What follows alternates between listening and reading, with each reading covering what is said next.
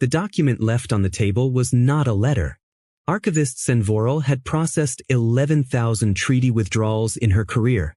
She knew what they looked like: dense legal architecture, clause references, formal invocation of Article 7 or Article 12, signatures from 3 ministers and a sealkeeper. She knew the weight of them, the smell of the pressed formal ink, the way the paper always felt slightly too heavy, as though the document itself understood its own gravity. This was a single page. No seal. No clause references. No legal language at all. It said, in standard galactic script that someone had clearly translated from a human language rather than composed natively, *, we are done asking. We will handle it ourselves, *. That was all. Senvoral read it 4 times. Then she called her superior. Then her superior called his. By the time the message reached the Galactic Union's central deliberative chamber, 7 hours had passed, and humanity had already begun dismantling the communications array that connected their home system to the Union relay network. Nobody had thought to ask why they were smiling while they did it. The first thing the Union got wrong was assuming the withdrawal was emotional. This was understandable. Humans were, by galactic consensus, an emotional species, catalogued, studied, mildly pitted for it. Their neural architecture produced chemical responses to stimuli that other species had evolved past or never possessed. They bonded irrationally with individuals outside their genetic line. They made decisions under duress that contradicted their own stated preferences. The Keth Solari had a word for it, Venurath, which translated approximately as the condition of being governed by one's own feelings against one's interests. It was not an insult in Keth Solari usage. It was simply a category, a clinical descriptor. The Union's behavioral analysts filed their initial report within 48 hours. Humanity's withdrawal reflects accumulated emotional distress following the Meridian Tribunal ruling. Recommend 72-hour cooling period followed by formal reconciliation overture. Projected re-engagement probability, 94%. They sent the reconciliation overture. Humanity did not respond. The analysts revised the cooling period estimate upward. Ambassador Dara Osei had been in the Keth Solari orbital station for 11 months when the withdrawal happened, and she was, by her own description to her assistant, approximately 3% surprised. 3%, said Lieutenant Yun Kasali, looking up from his console. He was 26, the youngest diplomatic aide in the Earth Corps by 4 years, and he had developed the particular skill of making his disbelief sound like a question without quite phrasing it as one. Maybe 4, Dara said. I rounded down. We just left the largest governing body in the known galaxy. We left a room where we'd been sitting for 11 years watching them vote to ignore us. She pulled her coat from the wall hook. It was cold in the station. The Keth Solari ran environmental systems at temperatures that suited their physiology, and no one had ever adjusted the settings in the human diplomatic quarters. There's a difference. They're already calling it a crisis. It's not a crisis yet. She paused at the door. Ask me again in about 6 months. What she didn't tell Kasali, what she hadn't told anyone, because the message had come through a channel so low priority it looked like administrative noise, was that she'd received a briefing from the Earth Coordination Council 3 weeks before the withdrawal. Not a warning. Not a request for her input. A briefing. Past tense. The kind you get when the decision is already made and the notification is a courtesy. She'd read it twice, then deleted it from the secure archive the way the instructions specified. The briefing had contained exactly 3 items of information. The first was the date of withdrawal. The second was a list of 7 specific Union infrastructure projects humanity would cease participating in. The third was a single operational directive so quiet and so precise that she had needed several minutes sitting still before she fully processed what it meant. She still wasn't sure she fully processed what it meant. Mystery 1. The 7 projects. The Union noticed the list within days. 6 of the projects were obvious: energy relays, communication arrays, the Deep Space Mapping Consortium that humanity had contributed roughly 30% of the data to for the past decade. Losing those contributions stung, but they were quantifiable. Replaceable, in theory, with sufficient resource reallocation. The seventh project was a medical research cooperative. Humanity's contribution had been modest: 2 research stations, a handful of biologists, an annual data transfer that represented maybe 8% of the consortium's total output. No one understood why it was on the list. The Vethani Research Directorate sent 3 formal inquiries asking humanity to reconsider that specific withdrawal, citing the project's importance to a long-term study of cross-species neural degeneration. The disease in question, called Sethra's fade, was slowly reducing the cognitive function of elderly Vethani at a rate that had doubled in the last 2 generations. Humanity's research stations had been studying a related condition in their own population. Humanity did not respond to the inquiries. The directorate assumed it was a bargaining position. They were wrong, but they wouldn't understand how wrong for another 2 years. Mystery 2, the timing. The Meridian Tribunal ruling, the one the analysts had cited as humanity's emotional trigger, had been delivered 14 months before the withdrawal. 14 months. In galactic diplomatic terms, this was long enough that any emotional response should have either resolved or escalated into formal protest. Neither had happened. Humanity had attended every session, filed every report, participated in every committee meeting with what their representatives later described as professional engagement. The Kefsolari senior diplomat, a 300-year-old jurist named Priva Sanhul who had shepherded 42 species through accession processes, reviewed the meeting records personally. They were preparing, he told his staff, voice flat with something between admiration and unease. Every session for 14 months. They were not waiting for us to change our minds. They were preparing. Preparing what? Asked his junior aide. Priva Sanhul was quiet for a long moment. That, he said, is the correct question. The Meridian Tribunal ruling itself is important to understand, because almost everyone in the galaxy understood it incorrectly, including, initially, the humans who were most affected by it. Meridian was not a planet. It was a designation, a 340-year-old framework governing the rights of newly contacted species during what the Union called the emergence period, the first century after formal first contact, when a species was considered too developmentally young to hold full voting rights in the Galactic Union. They could participate. They could advise. Their representatives sat in chambers and filed reports and attended dinners where other species were polite to them. They could not vote on matters that directly affected their own territory. This had seemed, when humans first learned of it, like a temporary inconvenience. It had not felt like a trap. It had not felt like anything in particular because the Union's representatives had explained it warmly, with reassurance, with the practiced patience of a civilization that had done this 46 times before. What the Union did not explain, because they did not consider it relevant, was the exception clause. The exception clause had been added in the Union's 1100th year after the Vethani incident, a situation no one discussed in full detail anymore, and it stated that emergence period restrictions could be extended beyond the standard century if the Central Deliberative Chamber determined, by majority vote, that the species in question had demonstrated insufficient developmental stability for expanded participation. Humanity had been in their 89th year of emergence period when someone filed a petition invoking the exception clause. The Meridian Tribunal had deliberated for 4 months. Then they ruled, 7 votes to 4, that humanity's developmental stability was, and this was the specific language, the language that Dara Osei had read in a formal transcript at 3 in the morning in her cold quarters on a Kefsolari station, a matter requiring ongoing review. Not rejected. Not approved. Ongoing review. Which meant the emergence period restrictions stayed. Indefinitely. Subject to repetition every 5 years. Humanity's representatives had sat in that chamber and listened to the ruling read aloud. They had signed the acknowledgement forms. They had walked out of the chamber and into the corridor and down the lift and into their transport pods. And 14 months later, they had left a single piece of paper on a table and begun dismantling their communications array. We are done asking. We will handle it ourselves. 3 months after the withdrawal, the first anomaly appeared. It wasn't dramatic.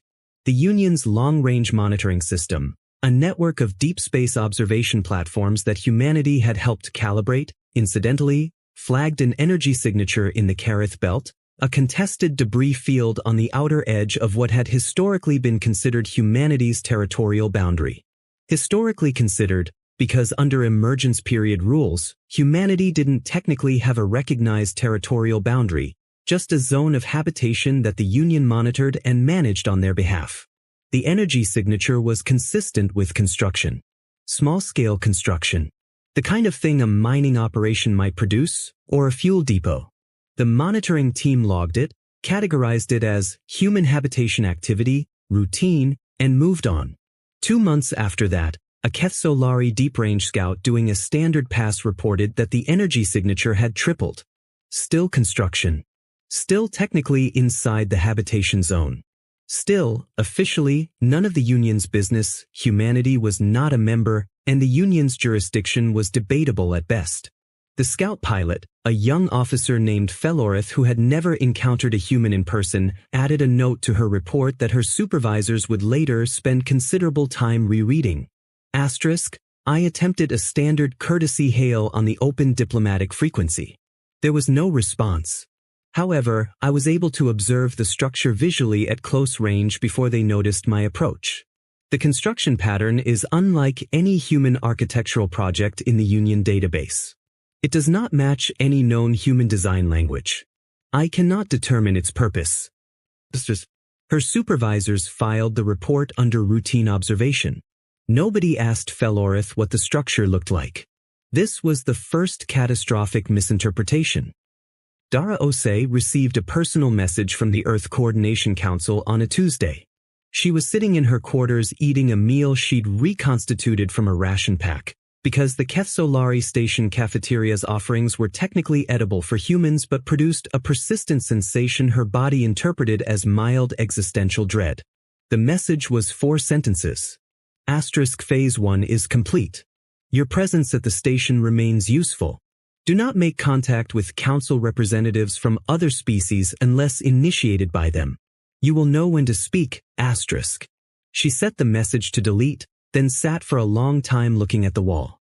Kasali knocked and entered without waiting, which he'd learned she preferred.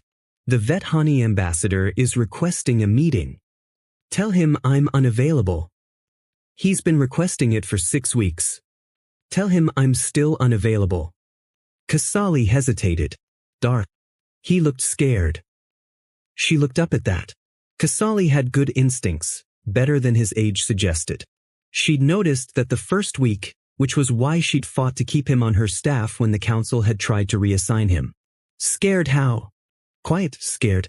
Not the kind where they're angry underneath. The kind where they're actually scared. She thought about the Vethani medical research project. She thought about the briefing she'd deleted. She thought about the 7 items on the list. Tell him I'll meet with him in 2 weeks, she said. Not before. 2 weeks specifically? 2 weeks specifically. Kasali left. She went back to her meal. She did not explain that 2 weeks was not an arbitrary choice, and that she'd done the calculation in her head while he was speaking. This is where the story becomes difficult to tell in the order events actually occurred, because the truth of what humanity was doing in the Kareth Belt, what they'd been planning for 14 months, what the briefing had outlined, what the single page on the table had been the end product of, was not visible as a single action. It was visible only as an accumulation of small things that the Union kept misreading as something other than what they were. The Keth-Solari noticed that humanity had stopped importing certain categories of goods. Medical equipment, primarily. Specific types of agricultural seed stock. Building materials rated for long-duration environmental stress. The analysis team concluded, humanity appears to be engaging in an economic consolidation strategy, possibly in preparation for trade renegotiation. They were partially right. The Vethani noticed that humanity had quintupled its internal communications traffic, but that the traffic was encrypted at a level the Union's passive monitoring systems couldn't parse. They'd flagged this to the Central Deliberative Chamber as a potential security concern. The chamber voted, 6-5, that monitoring a non-member species' private communications would be diplomatically inadvisable. They were technically correct. They were also missing everything. The Threnic Collective, a species of patient, methodical observers who had, among the Union's member species, the most sophisticated understanding of long-term strategic behavior, submitted a quiet memo to the chamber that has since been read by nearly every political science program in the galaxy. At the time, it received 11 minutes of discussion before being tabled. The memo said, in full, humanity's actions since withdrawal do not indicate emotional reaction, economic consolidation, or diplomatic repositioning. The pattern is consistent with a civilization that does not intend to return to the table. We recommend treating this not as a negotiation but as a declaration. The question is not when they will come back. The question is what they are building while we wait for them to come back. 11 minutes of discussion. Then tabled. 6 months after the withdrawal, the Vethani ambassador, his name was Sorith Kale, and he was 180 years old, which for Vethani was considered vigorous middle age, finally sat across from Dara Osei in a small meeting room on the station's diplomatic level. He looked, she thought, like someone trying very hard not to say the thing he'd come to say. Ambassador Osei, he began. Dara, she said. Please. He paused, recalibrated, continued. The Sethra's Fade research. Your withdrawal, specifically that project's withdrawal, has created a gap in our longitudinal data set that we cannot easily recover. The cohort we've been tracking for 30 years will age out of the study window in approximately 4 years. Without your station's parallel data, our conclusions will be incomplete. I understand. He waited. She let him wait. She'd gotten very good at waiting. Is there, he said carefully, any possibility of a data-sharing arrangement outside of formal union membership? Purely scientific. No political implications. She looked at him for a long moment. She thought about the briefing. She thought about the word Phase 1. I'll pass the request to the council, she said. I can't promise a response timeline. Of course. He started to stand, then stopped. Can I ask you something? Personally, not diplomatically. You can ask. Did you know? Before it happened. Did you know this was coming? She held his gaze. The Vethani were empathic readers, not telepathic, but highly attuned to microexpressions, vocal stress patterns, the small tells that indicated deception. She'd known this about him going into the meeting. I knew something was coming, she said. I didn't know the shape of it. Both statements were technically true. He nodded slowly, the way people nod when they know they're only getting part of the answer and have decided to accept it for now. The chamber thinks you'll come back, he said quietly as he reached the door. They're designing the reconciliation framework already. Said Dara. She waited until the door closed, then she allowed herself to close her eyes for exactly 3 seconds. 8 months after the withdrawal, and this is the moment that changed everything, the revelation that made every prior Union analysis suddenly, dizzily incomplete, the scout pilot Felorith filed a second report. She had gone back to the Kareth belt without authorization. The report was 37 pages. Her supervisor read the first 2 pages and immediately escalated it to the chamber without reading the rest, which is why the chamber's initial response was confused and why the full implications took several more weeks to propagate through the Union's decision-making structure. The first 2 pages described a structure that was now visible from distance. The construction was no longer small-scale. What had begun as an energy signature consistent with a mining operation was now, conservatively, a station. But not a station in any configuration the Union recognized.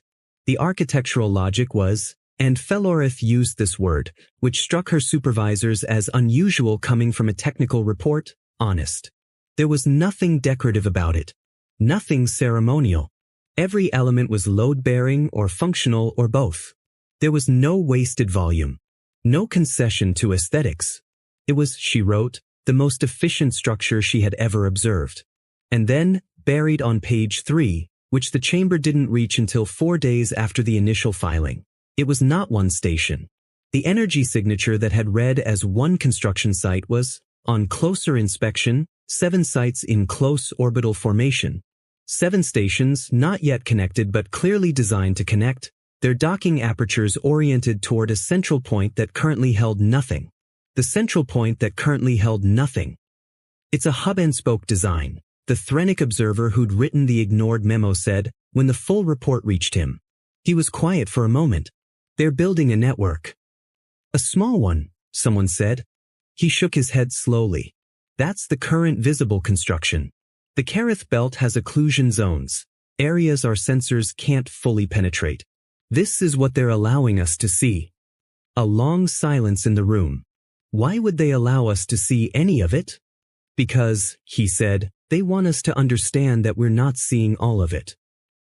This was the moment, and it was not a dramatic moment, not loud, not a battle or a declaration or a display of force. This was the moment the Galactic Union's central deliberative chamber stopped treating humanity's withdrawal as a negotiation to be won and started treating it as something they did not have a word for yet.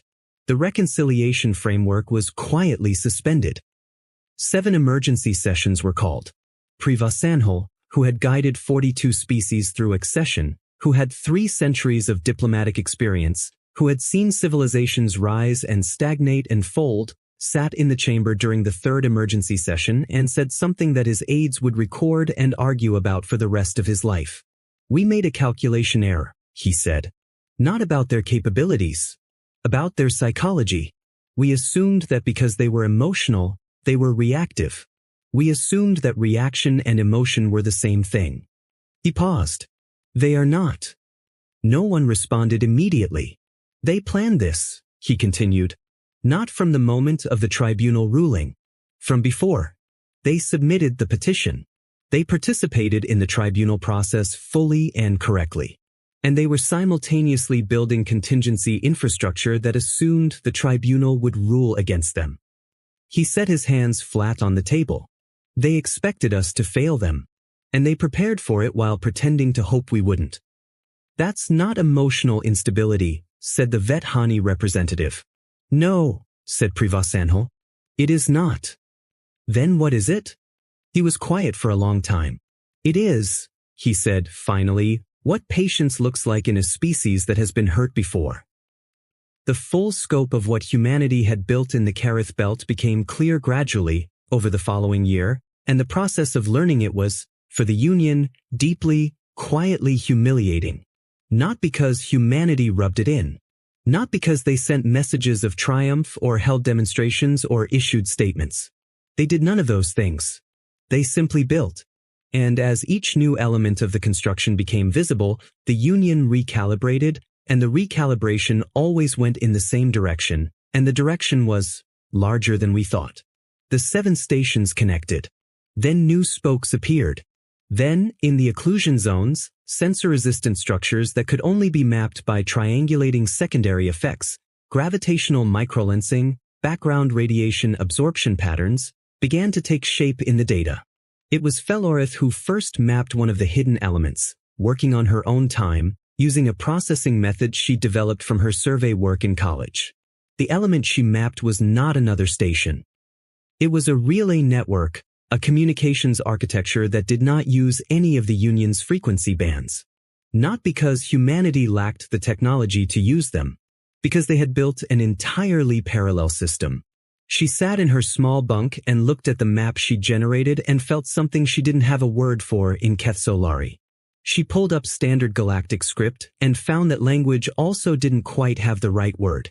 She eventually used a term she'd encountered in a human linguistic database during a cultural survey posting, Vertigo. She filed the map with her supervisor. Her supervisor filed it with the chamber. This time, the discussion lasted 6 hours. The medical research was where the Union finally broke. Not broke in the sense of collapse. Broke in the sense of a bone that has held a stress fracture for years and finally gives, not under the largest blow but under a smaller one landing in exactly the right place. The Vethani ambassador had spent months pressing for a response to his data-sharing request. He hadn't received one. The Sethra's Fade study was now 18 months from its critical data window. Without the parallel human data, the 30-year longitudinal study would be, clinically speaking, incomplete in ways that could not be recovered.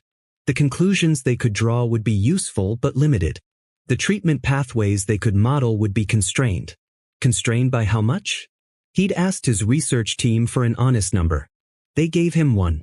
The constraint translated, over the next 50 years, to approximately 14 million Vethani who would develop Sethra's fade without the benefit of treatment protocols that the complete data set might have made possible. 14 million. He took this number to the chamber. He requested an emergency session. He was given 40 minutes. This is not a political question anymore, he said at the 40-minute mark, his voice carrying the particular flatness of someone who had run out of diplomatic cushioning. It is a medical question. And the answer to the medical question depends on whether we are capable of asking humanity for help without making it a condition of their return to the Union, without making it a concession, without making it a negotiation. He looked around the room. I'm asking you to let me contact them person to person, not institution to institution. The chamber voted 5-6 against. He walked out of the session. He called Darose. She picked up on the second signal. Ambassador Osei, he said. Sorith. The pause. He noticed she'd used his given name without the formal prefix. In Vethani cultural convention, this meant something specific. It indicated that the person using it had decided to trust you, and that the decision had cost them something. I need help, he said. Not the Union. I need help. I know, she said. You know. The 14 million number. Your research team published it 3 weeks ago in the Biosciences archive. I've been waiting for your call.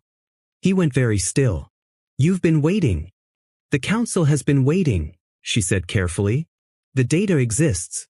It was always going to exist. We knew what the Fade study needed. The question was always whether the request would come as a demand or as, she paused, chose the word, as honesty. This is a condition, he said.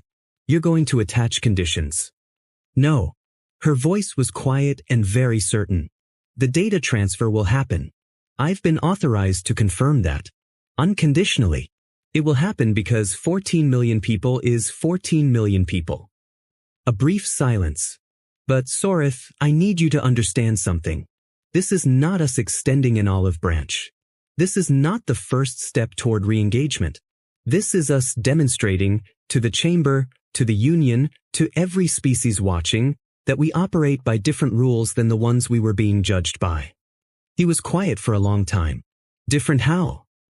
The tribunal decided we were developmentally unstable because we make decisions that contradict our stated interests, she said. They used that as a reason to extend our restrictions. But they had the analysis backwards. She paused. We don't make decisions that contradict our interests. We just have different interests than they modeled for. He thought about this. The data transfer. What do you want in return? Nothing. Then why? Because they're sick, she said. What other reason could there possibly be? The data arrived in the Vethani Research Network 17 days later. Not a partial set. Not a summary. The full 30-year archive from both human research stations, annotated and formatted to integrate directly with the Vethani longitudinal database. It was, the lead researcher said, more complete than anything they dared hope for. Embedded in the archive, not hidden, but not prominently flagged, were 14 additional years of research that the human stations had conducted beyond the scope of the original cooperative agreement. Research the Union had not known about. Research that mapped the Sethra's fade condition through 17 additional genetic variables. It cut the projected treatment development timeline in half. The Vethani research team called an emergency internal session that lasted 9 hours. One of the researchers wept during the session. She later said she wasn't sure why, whether it was relief or gratitude or something more complicated that she couldn't name. Word reached the chamber. The chamber called its 8th emergency session on the human question. Privasenhol sat at the table and said nothing for the first 40 minutes. Then he said, they continued the research. After the tribunal ruling. After the withdrawal. They continued it in isolation, knowing we couldn't see it, knowing we hadn't asked for it. They added 14 years of data to a study they were no longer formally part of. And then they gave it away. No one spoke. Why? Said the Threnic observer. Because they're sick, Privasanhol said, and everyone in the room recognized the echo, though none of them knew yet where they'd heard the words. What other reason could there possibly be? The communications started coming in. Not from the chamber, initially. From individual species, individual scientists, individual diplomats who had personal relationships with human counterparts they'd lost touch with after the withdrawal. Small messages. Careful ones. The kind of thing you send when you're not sure if you'll be answered. They were answered. Every single one. The response pattern was consistent enough that the Threnic observer compiled it into a separate analysis. Humanity's engagement pattern since withdrawal has been paradoxically more accessible at the individual level than it ever was within the Union structure. The institutional wall is absolute. The personal one is not. This is not accidental. It was not accidental. The Earth Coordination Council had understood something that the Union's diplomatic analysts had not modeled for, which was this. Institutions signal, but people remember. A vote in the chamber would be recorded in archives that future historians would argue about. A scientist who received 14 years of extra data from a civilization that owed her nothing would remember that for the rest of her life. And when species voted on things, when the central deliberative chamber finally, eventually, inevitably reconsidered the Meridian framework, it would be populated by people who remembered. Humanity was not lobbying. Humanity was not negotiating. Humanity was building a record. Felorith requested a transfer to the Deep Survey Division in the 14th month after humanity's withdrawal. She got it. Her first assignment was the outer monitoring of the Kareth Belt infrastructure. What she saw over the following 8 months completed her map of what humanity had built. It was not 7 stations. The full count, including the hidden elements, was 31. Connected by the parallel relay network. Self-sufficient in power. Capable of housing, by her engineering estimates, a permanent population in the hundreds of thousands. It was not a protest. It was not a bargaining chip. It was a civilization that had decided it was finished needing permission. She filed her final comprehensive report on a morning that was cold even by Kethsolari standards, and she sat for a long time after sending it, looking at the complete map spread across her screen. 31 nodes. Connections that made their own geometry. A web that looked, from a certain angle, less like a station network and more like a nervous system. She thought about the 14 months of simultaneous participation and preparation. She thought about the data given freely. She thought about the single page on the table. She pulled up the Union's cultural database on human history. She read for several hours, pulling threads she hadn't followed before, a word that appeared across human languages in different forms but with consistent meaning. She found it in 17 different human languages with slight variations. The oldest recorded usage was approximately 3,000 years old. The word was dignity, not pride, not defiance, not anger. Dignity. The Union had extended humanity's emergence period, their period of managed guidance, careful supervision, benevolent restriction, because they had deemed humanity insufficiently stable for full participation. They had meant this kindly. They had believed, genuinely, that they were protecting humanity from the consequences of its own nature. They had not asked humanity how it felt to be protected that way. They had not thought to ask. They had not thought that asking mattered. Felorith sat in her survey cabin at the edge of the Kareth Belt, looking at the map of what humanity had built in silence and without complaint and without asking anyone's permission, and she understood, for the first time, that the Union had not been managing a developing species. They had been condescending to one. The formal petition arrived at the Central Deliberative Chamber in the 19th month. Not from humanity. From 11 member species, including the Vethani, the Threnic, and, remarkably, 3 Kethsolari regional councils filing independently. The petition called for the complete reformation of the Meridian framework. Not revision. Reformation. The elimination of the emergence period structure as a governing concept. Its replacement with a tiered partnership model that carried no temporal restriction, no developmental assessment threshold, no unilateral extension mechanism. It was, the Chamber's legal analysts noted, the most significant structural challenge to Union governance in 300 years. The petition had been drafted by 11 species in coordination. The legal language was precise. The historical precedents cited were extensive, and buried in the supporting documentation, cited 11 times across 11 separate sections as foundational evidence. The Vethani Sethra's Fade data transfer.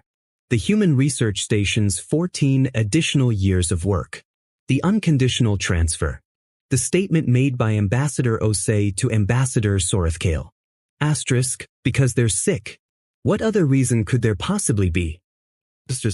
11 species had read those words, looked at what had been given away freely, looked at what humanity had built in isolation, and arrived independently at the same conclusion, that a civilization capable of this behavior had never, in any meaningful sense, been in an emergence period at all. The chamber voted. The Meridian Framework reform passed, 9 votes to 2. Dara Osei received the news on a Wednesday. Kasali brought it to her. He was trying very hard to keep his expression neutral and failing completely. She read the summary. She set it down. They're sending an invitation, Kasali said. Full membership. No emergence period. No restrictions. They're calling it an unprecedented offer. I know. What are we going to say? She was quiet for a long moment, looking at the cold wall of her quarters that had never been warmed to a temperature that suited her. The untouched cafeteria food. The 11 months of careful, patient presence. The meetings declined and the ones accepted and the exact timing of each. We're going to say thank you, she said. And we're going to say we'll consider it. Kasali stared at her. We're going to consider it? We built 31 stations, she said quietly. We built a parallel communications network. We have trade relationships now that don't go through Union infrastructure. We have 14 million Vethani who owe their treatment pathways to data we gave freely. She looked up at him. We have leverage we didn't have 19 months ago. And the Union knows it. And we know they know it. So we go back? We'll go back. She picked up the summary again. When the terms are right. When the language in the offer treats us as what we are, not as what they've decided we've grown into. Kasali was quiet. Then, was this the plan the whole time? She looked at the wall for a long time. The plan was to stop asking, she said. Everything else was what happened when we stopped. Humanity rejoined the Galactic Union in the 27th month. The ceremony was brief by galactic diplomatic standards. No speeches beyond the required formal declarations. The human delegation signed the documents, accepted the formal welcome, shook hands or touched palms or pressed together the specific body parts that different species used for greeting. Privasanhol signed the witness documentation. He was 300 years old. He had guided 43 species through accession.